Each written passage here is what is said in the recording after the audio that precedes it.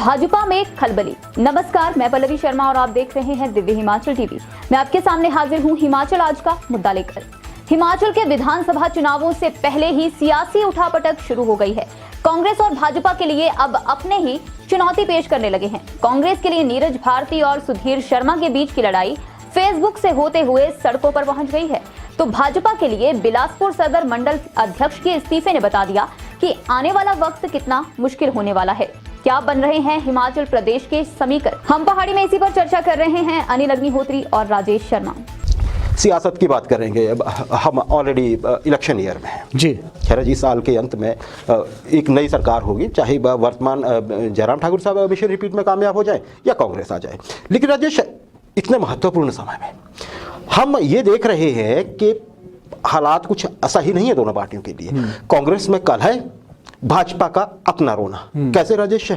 चुनावी साल में जैसे मैंने कहा कि अभी तक तो बड़ा ज्यादा दोनों पार्टियों को बड़ा एक साथ दिखना चाहिए था राजेश, तो ऐसा लग रहा है कि कुछ ठीक नहीं चल रहा है, दोनों ही दलों में नहीं चल रहा है। कांग्रेस से शुरुआत कर देते हैं जो कल धर्मशाला में हुआ राजेश। बिल्कुल, क्या उससे पार्टी की छवि पे असर पड़ा है? क्या लगता है आपको? बिल्कुल, देखिए पार्टी की छवि तो निश्चित रूप से खराब हुई है।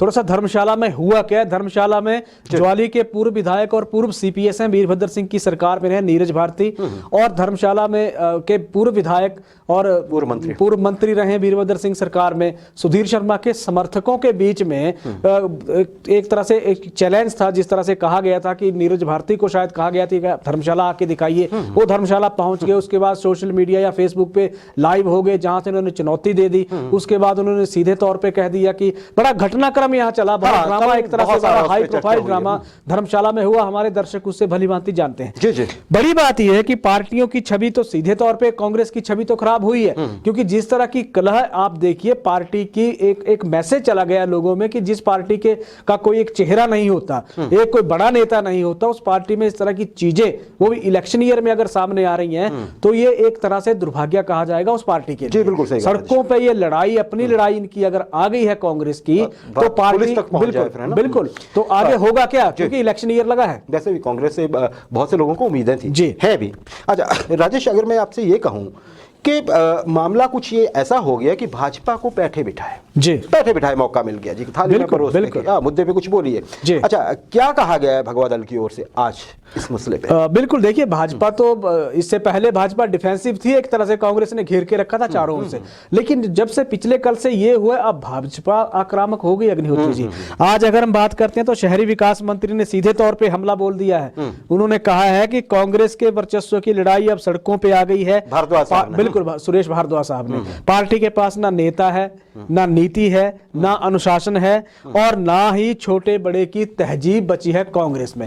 ये सुरेश भारद्वाज साहब ने कहा है जी। सरेआम गुंडागर्दी की उन्होंने बात कही है कि कांग्रेस गुंडागर्दी पे उतराई है, सरेआम सड़कों पे इस तरह की बातें हो रही हैं, सोशल मीडिया पे इस तरह की अभद्र टिप्पणियां की जा रही हैं। इसी पे आज अगर भाजपा ने तो कहा है अग्निहोत्री जी, कांग्रेस का जो धर्मशाला मंडल है उन्होंने भी मोर्चा खोल दिया पूर्व सीपीएस के पक्ष विरोध में। उन्होंने सीधे तौर पर कहा कि ये तो भाषा उनको शोभा नहीं देती है कि आप किस पार्टी के किस नेता, अपना कद और पद दोनों देख लेने चाहिए बयानबाजी करने से पहले। तो छवि निश्चित रूप से खराब हुई है। मौका तो कांग्रेस ने बैठे बिठाए भाजपा को दे दिया एक तरह से। जी, और सबसे बड़े जिला में अगर हम बात बिल्कुल राजेश, चलिए ये तो कांग्रेस की बात हो गई जी, लेकिन बड़े खुश होने की वजह जो है वो भाजपा के पास भी नहीं है। बिल्कुल, उनके अपने घर में भी सब ठीक नहीं है। बिलासपुर सदर जो है जी, वहां का जो मंडल भाजपा है राजेश, बिल्कुल वहां के अध्यक्ष एक बार फिर सुर्खियों में है। नाराजगी फेसबुक पे बताइए सारे आप, क्या जानकारी है इसमें? बिल्कुल सही है, यही हाल बीजेपी का भी है। आप देख लीजिए, जो कांग्रेस कमबैक की जगह अब जिस तरह की चीजें चल पड़ी हैं, भाजपा में की दरारें भी अब सामने आने लगी है। मसला भाजपा के राष्ट्रीय अध्यक्ष जेपी नड्डा के गृह जिला बिलासपुर का है, उनकी गृह सीट का है अग्निहोत्री सदर का। यहाँ सदर मंडल के जो अध्यक्ष हैं उन्होंने बीजेपी के तमाम पदों से इस्तीफा दे दिया है। सोशल मीडिया पे पिछले कल फेसबुक पे उन्होंने इसका ऐलान कर दिया है। उन्होंने कहा कि मैं अपने तमाम पदों से से इस्तीफा दे रहा हूं क्योंकि मंडल में नियुक्तियों को लेकर जिस तरह से मेरी अनदेखी की जा रही है उससे मैं आहत हूं, इसलिए मैं अब ज्यादा मतलब इसमें टिकूंगा नहीं, और उन्होंने इस्तीफा दे दिया है। हंसराज हैं जी, एपीएचसी के चेयरमैन हैं, उन्होंने पहले भी अनदेखी को लेकर इस्तीफा दिया था।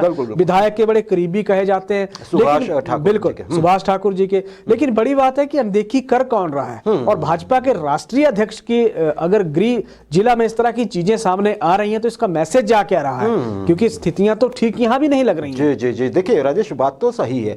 आप कैसे नियुक्ति कहीं हो सकती है अध्यक्ष के बिना, बिल्कुल ये बताए। और अगर बात है तो उनको सही लग रहा होगा शायद कि फिर जब मुझे पूछा ही नहीं जा रहा है तो मेरे होने ना होने का मतलब क्या है। बिल्कुल राजेश, आपने बताया, बार बार बताया, और हम फिर से दर्शकों के लिए बता देते हैं, ये जो बिलासपुर सदर एरिया है जी, मंडल जो है बिल्कुल पूरा, तो ये आता है, इसमें ही आता है हमारे जो भाजपा के राष्ट्रीय अध्यक्ष है जेपी नड्डा साहब, विजयपुर है ना, बिल्कुल बिल्कुल, ये उसी ब्लॉक में या मंडल में आता है। तो एक तरह से ये वहां के उनके अध्यक्ष के भी अध्यक्ष हुए, राष्ट्रीय अध्यक्ष, और उसी सीट से भी चुनाव लड़ चुके हैं। तो राजेश, इस तरह से तो भाजपा को, हिमाचल भाजपा को भाजपा के राष्ट्रीय शीर्ष नेतृत्व पे हमला करने का मौका मिल जाएगा। बिल्कुल, क्या देखते हैं आप इसको, कैसे देखते हैं, कैसे ये चीजें सॉर्ट आउट होनी चाहिए? बिल्कुल, देखिए सॉर्ट आउट तो संवाद के माध्यम से ही होंगे। इस तरह की दिक्कतें पहले भी हो चुका है राजेश, दूसरी बार, बिल्कुल ये दूसरी बार हो रहा है। इससे पहले अगर पिछले साल मैंने कुछ महीने पहले ही बड़ा बवाल मचा, अगर भाजपा के राष्ट्रीय अध्यक्ष के गृह जिला की बात कर ले, झड़ूता में आप देखिए मोर्चा खुला हुआ है, वहां भी तो रिखीराम कौंडल के बेटे सीधे बागी हो गए हैं, वो भी तो ऐलान कर रहे हैं कि मैं चुनाव लड़ूंगा। उन्होंने सीधे मोर्चा खोल दिया है। घुमारवी में देख लीजिए, पूर्व जो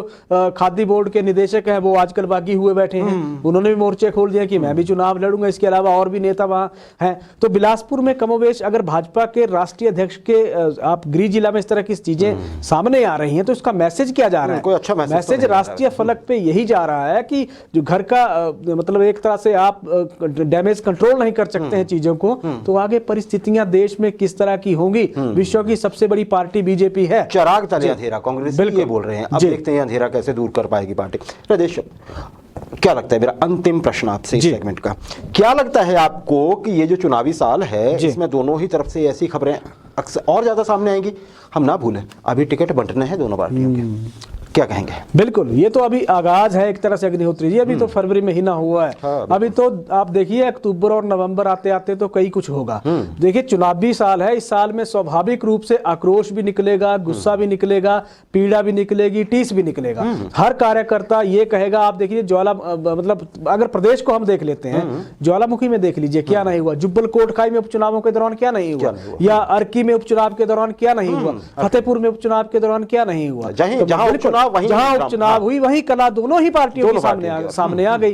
तो इस तरह की परिस्थितियां जब हैं, तो अभी क्योंकि चुनावी साल है और चुनावी साल के दौरान ये ऐसी चीजें होना एक तरह से स्वाभाविक भी होती है। और दूसरा बड़ी बात ये होती है कि पार्टियों के जो आला कमान है वो इन चीजों के लिए तैयार होते हैं, उनको पता होता है कि यहां से हमारे पास इस तरह की परिस्थितियां पैदा हो सकती हैं, तो उसे साधेंगे कैसे, उसका मंथन कैसे करेंगे, ये तो उस पर कैसे विचार होगा, ये पार्टी भली भांति जानती है, चाहे वो भाजपा हो चाहे वो कांग्रेस। क्या बात है, आपने बहुत बढ़िया कही। और जनता भी तैयार है, जनता को भी पता है कि अंतिम साल है, बिल्कुल कुछ तो होगा ही, बिल्कुल कैसा होगा और स्थितियां बिगड़ने से पहले कंट्रोल होंगी कि नहीं होंगी, बड़ी बात ये है।